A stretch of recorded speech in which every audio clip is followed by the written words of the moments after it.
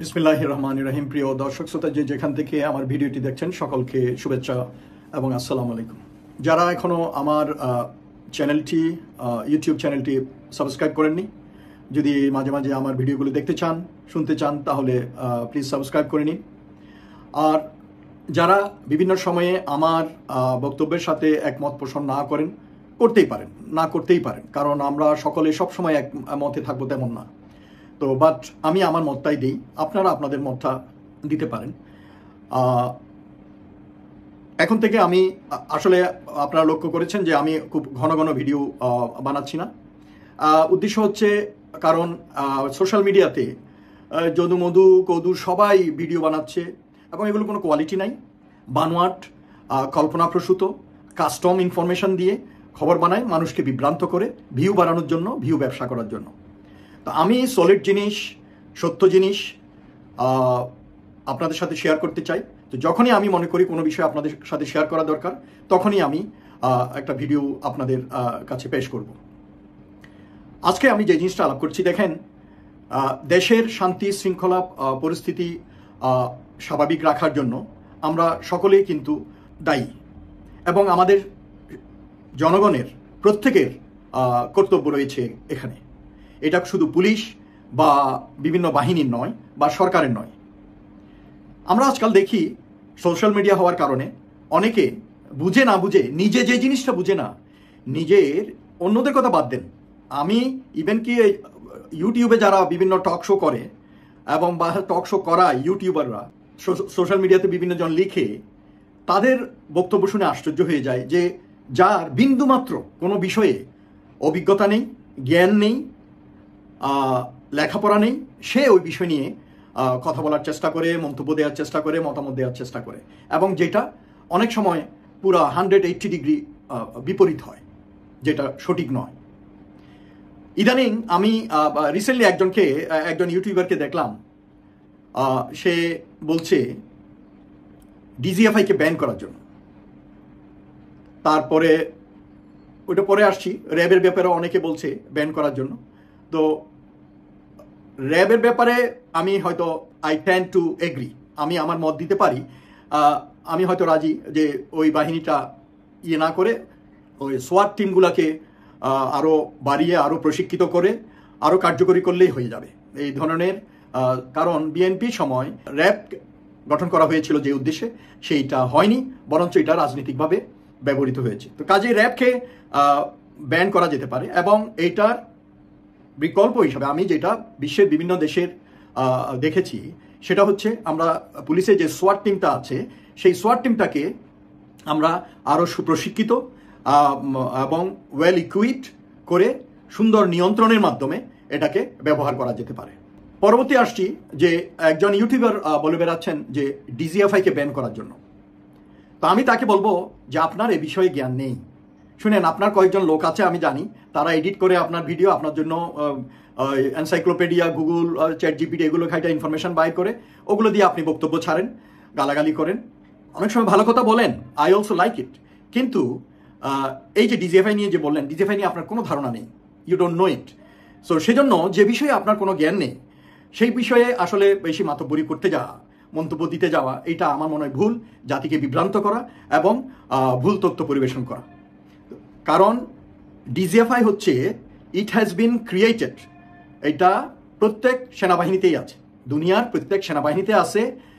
ট্রাইফোর্স, army, navy, air force, এই তিন বাহিনীর গোয়েন্দা কর্মকাণ্ডগুলোকে কোঅর্ডিনেট করে এগুলো কমান্ডার ইন চিফকে ফিট করার জন্য এই বাহিনীর দরকার। কমান্ডার ইন চিফ অথবা জয়েন্ট ফোর্সেস কমান্ড কাউন্সিলকে ওরা ইনফরমেশনটা ফিট করে। তো প্রত্যেক বাহিনীতে তাদের নিজস্ব গোয়েন্দা সংস্থা রয়েছে, কিন্তু এই ডিজিএফআইটা হচ্ছে তিন বাহিনীর গোয়েন্দা কর্মকাণ্ডকে, বিভিন্ন তথ্য সংগ্রহ কর্মকাণ্ডকে সমন্বয় সাধন করার জন্য, কালেকশন, কোলেশন এবং নিড টু নো বেসিসে ডিসেমিনেট করার জন্য এই সংস্থাটি। হ্যাঁ, আমি এখানে আপনার সাথে একমত, এবং সত্য যেটা আমি বলতে চাই, আমি যেটা জানি, এই ডিজিএফআই 1982 সালের পর থেকে ভুল পথে হাঁটছে এবং তাদেরকে ভুলভাবে মিসইউজ করা হয়েছে এবং জেনারেল এরশাদ এই কাজটা শুরু করছে। এই ডিজিএফআই রাজনীতির সাথে কোনো সম্পর্ক থাকার কথা না। তাদের চ্যাটার অফ ডিউটিসে রাজনীতিক কর্মকাণ্ডের সাথে সংশ্লিষ্টতা এদের থাকার কথা নয়। কোনো রাজনৈতিক নেতাকে কাবু করা, তার নামে রিপোর্ট দেয়া, কোনো রাজনৈতিক দলকে ইয়ে করা, বিভিন্ন লোকের পিছে লাগা, গুম করা, খুন করা, এইসব ননসেন্স এই ডিজিএফআই করার কথা না। কিন্তু গুম খুন এগুলো না করলেও এরশাদের সময় শুরু হয়, কারণ এটার একটা কারণও আছে, আমি বলবো সে কেন এটা শুরু করেছিল। সে সেনাবাহিনীর প্রাক্তন লোক হওয়া, যেহেতু সেনাবাহিনীর সদস্য ছিল, সে সেনাবাহিনীর উপর তার আস্থা ছিল, সশস্ত্র বাহিনীর উপর তার আস্থা ছিল।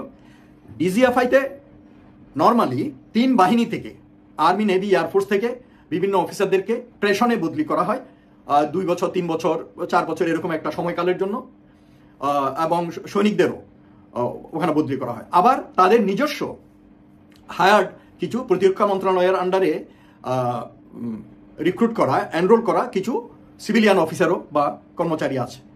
সো এইগুলোর মাধ্যমেই তারা এই কাজগুলো করত।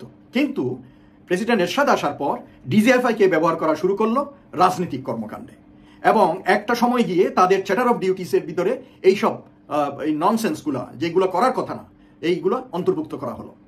ডিজিএফআই তার ক্লাসিক্যাল রোলে কাজ করার থেকে সরে গিয়েছে সেই 1982 সাল থেকে, এবং এরপর থেকেই, এবং এইটা হওয়ার কারণ যেটা আপনাদের বলছিলাম, কারণ এগুলো করার কথা এনএসআই, জাতীয় নিরাপত্তা গোয়েন্দা সংস্থা। এখন আমি এর আগেও বলেছি, দুঃখের সাথে বলতে হয়, এই জাতীয় নিরাপত্তা গোয়েন্দা সংস্থাটি এনএসআই, তারা তাদের কার্যকরী কর্মকাণ্ড দেখাতে পারেনি। কারণ ওখানে mostly all of them are civilians and they are recruited directly, এদেরকে ট্রেনিং করে এদের মধ্যে দিয়ে কাজ করানো হয়। মাঝে মধ্যে 2-1 অফিসার ওখানে প্রেষণে যায়, হয়তো রিটায়ার্ড অফিসার, কিন্তু পুরো কন্ট্রোলটা থাকে এটার চিফ। মাঝে মাঝে কোনো সিভিল আমলা হয়, মাঝে মাঝে কখনো পুলিশের ঊর্ধ্বতন কর্মকর্তা হয়, এবং তারা স্বরাষ্ট্র মন্ত্রণালয়ের আন্ডারে বিভিন্ন লজিস্টিকের জন্য, এবং তারা এটা রিপোর্ট করে প্রাইম মিনিস্টারের কাছে। কিন্তু তারা ওভাবে কার্যকরী কর্মকাণ্ড, তাদের কাজকাম আশানুরূপ ছিল না, কারণ তাদের লোকজন বিভিন্ন ব্যবসা বাণিজ্য এবং পার্সোনাল বেনিফিটসে, পার্সোনাল গেইনসে তারা ব্যস্ত থাকে।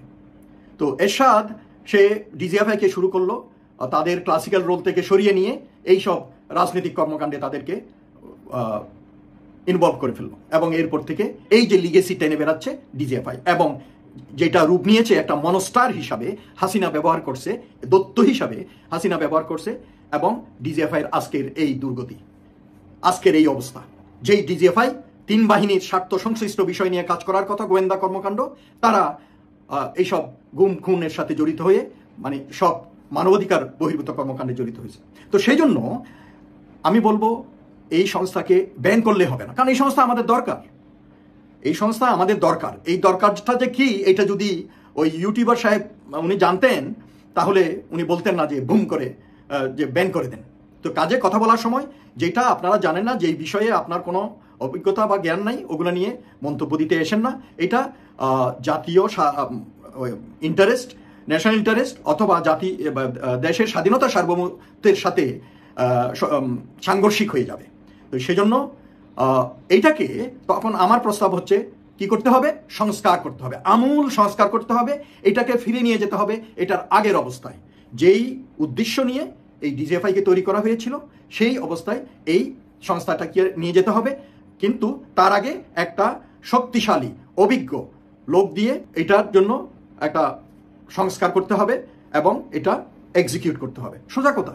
এবং এখন যে বিচার প্রক্রিয়া হচ্ছে, এই যে 15 জন সেনা কর্মকর্তা গেছে, এবং আমি ধন্যবাদ জানাই সেনাবাহিনীকে, তারা অন্যায়ভাবে তাদেরকে প্রোটেকশন দেওয়ার চেষ্টা করেনি, যদিও এটা বাইরে থেকে অনেকে মনে করছিল যে সেনাবাহিনী এদেরকে প্রোটেকশন দেওয়ার চেষ্টা করতেছে। কিন্তু একটা কথা আমি এখানে বলতে চাই, সকল অবসরপ্রাপ্ত সেনা কর্মকর্তা এবং চাকুরিরত সেনা কর্মকর্তা সকলে একমত এবং চায় ইনসাফ, যে যারা অপরাধী সাব্যস্ত হবে তাদেরকে এমন দৃষ্টান্তমূলক শাস্তি দেওয়া হোক, যাতে এই ধরনের ঘটনা ভবিষ্যতে, হাসিনা কেন, হাসিনার মতো যদি অন্য মনস্টাররাও আসে, অন্য স্বৈরাচারও আসে, যাতে কেউ সাহস না করে নিজের বাহিনী ছেড়ে রাজনীতি বা সরকার প্রধানের কোনো ব্যক্তি বিশেষের স্বার্থ পূরণের জন্য কাজ করবে। নিজের প্রমোশন, নিজের ব্যক্তিগত স্বার্থের জন্য একটা গর্বিত সংস্থাকে ধ্বংস করার প্রয়াস কেউ পাবে না, সাহস কেউ পাবে না। সেই জন্য একটা দৃষ্টান্তমূলক শাস্তি হতে হবে। কিন্তু এখানে খেয়াল রাখতে হবে, আমি ব্রিগেডিয়ার আজমি বলছে সেদিন, তার সাথে আমি একমত যে এইটার সাথে বিচার এমনভাবে হতে হবে সুষ্ঠু, যাতে এটা প্রশ্নবিদ্ধ না হয়, কোনো ফাঁক ফোকর না থাকে এবং সুষ্ঠু বিচার হয়, যাতে নিরপরাধ ব্যক্তি শাস্তি না পায়।